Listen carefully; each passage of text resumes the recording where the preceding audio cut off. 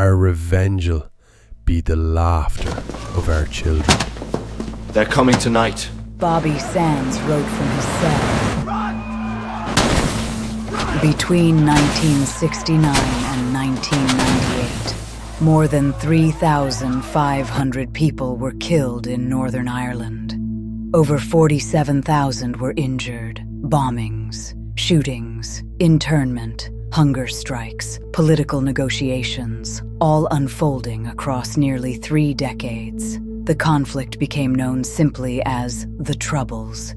It was not a conventional war. It was not a single rebellion. It was a prolonged struggle over sovereignty, identity, and civil rights, fought in cities, neighborhoods, and sometimes across streets measured in meters.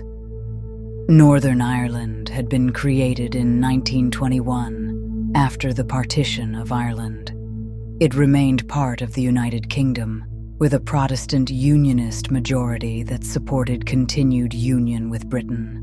A Catholic nationalist minority generally favored Irish unity. By the late 1960s, tensions centered on civil rights. Catholic communities protested discrimination in housing allocation, employment, and voting structures. In 1968 and 1969, civil rights marches were met with counter-protests and police force. Riots broke out in Derry and Belfast. Violence escalated. In August 1969, British troops were deployed to Northern Ireland.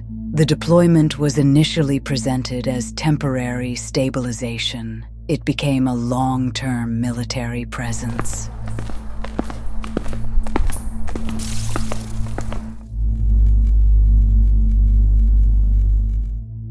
In 1970, the Provisional Irish Republican Army, or IRA, emerged from a split in the Republican movement.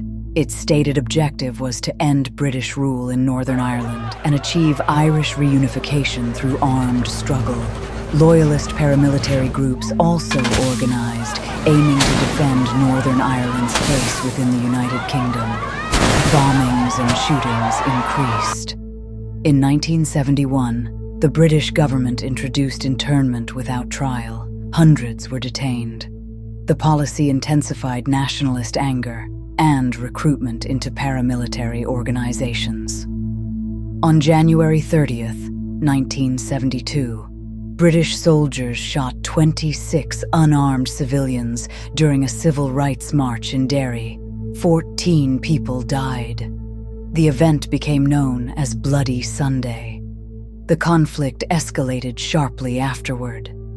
That same year, the British government suspended Northern Ireland's parliament and imposed direct rule from London.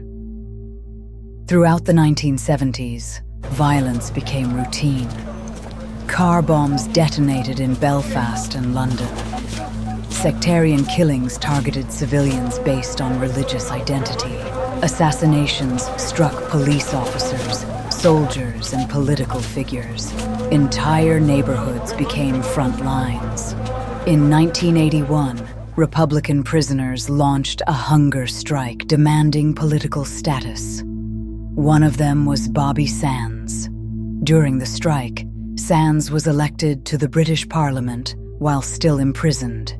He died on May 5th, 1981, after 66 days without food. 9 other prisoners died during the hunger strike. From prison, Sands wrote words that would echo across the conflict.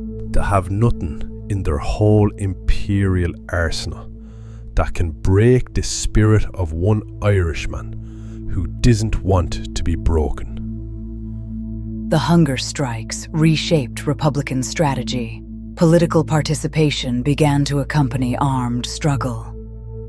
By the late 1980s and early 1990s, quiet contacts between the British government and Republican representatives increased. Violence continued, but negotiation channels widened. One of the strongest advocates for a political solution was John Hume, leader of the Social Democratic and Labour Party. Hume rejected both sectarian nationalism and violent unionism. He argued that peace required practical coexistence. In speeches during the peace process, he warned against symbolic politics replacing real solutions. You cannot aid a flag. But Hume also framed the conflict in broader moral terms. Difference is the essence of humanity. Difference is an accident of birth, and it should therefore never be the source of hatred or conflict. The answer to difference is to respect it. Therein lies a most fundamental principle of peace: respect for diversity. In 1994, the IRA declared a ceasefire. Loyalist paramilitary groups followed. Negotiations began in earnest. The process was fragile. Talks stalled repeatedly, but momentum slowly grew. On April 10th, 1998, the Good Friday Agreement was signed. The agreement created a power-sharing government in Northern Ireland. It affirmed the principle that Northern Ireland's constitutional status would be determined by democratic consent, and it established cross-border institutions linking Northern Ireland and the Republic of Ireland. Unionist leader David Trimble, one of the key signatories, defended the compromise. He said, "The agreement represents the best way forward for all the people of Northern Ireland." British Prime Minister Tony Blair addressed the moment as well. The people of Northern Ireland have chosen hope over fear. The agreement did not erase division. It created a framework to govern within it. Paramilitary decommissioning followed gradually. The Provisional IRA formally ended its armed campaign in 2005. Power-sharing institutions were suspended and restored multiple times in the years that followed. Peace did not arrive as a single moment. It arrived slowly, imperfectly. The Troubles did not end with a battlefield surrender. They ended through negotiated consent, constitutional change, and public referenda in both Northern Ireland and the Republic of Ireland. The conflict reshaped policing, constitutional law, and British-Irish relations. It also left unresolved memory. More than 3,500 dead, thousands injured, generations raised among checkpoints, patrols, and armored vehicles. The Troubles were not defined solely by ideology.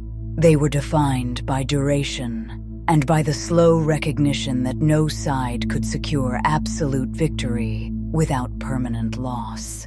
The agreement endures, so do the divisions. But in the words of Irish poet Seamus Heaney, reflecting on the long search for peace, "History says, don't hope on this side of the grave. But then, once in a lifetime, the longed-for tidal wave of justice can rise up, and hope and history rhyme." For a moment in 1998, in Northern Ireland, hope and history did.